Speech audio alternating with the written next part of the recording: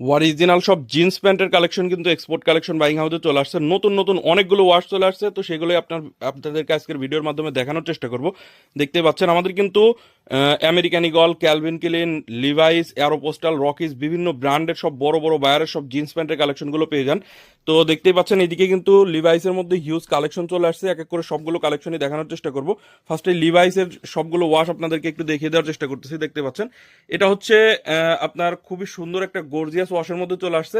এই প্রোডাক্টটা হচ্ছে আপনার ওয়ালিভ কালারের মধ্যে দেখতেই পাচ্ছেন। আমি যদি একটু দেখাই, বাটনে কিন্তু প্রত্যেকটার খোদাই করে লেখা আছে লিভাইস, রিপিটে দেখতে পাচ্ছেন খোদাই করে লেখা থাকবে।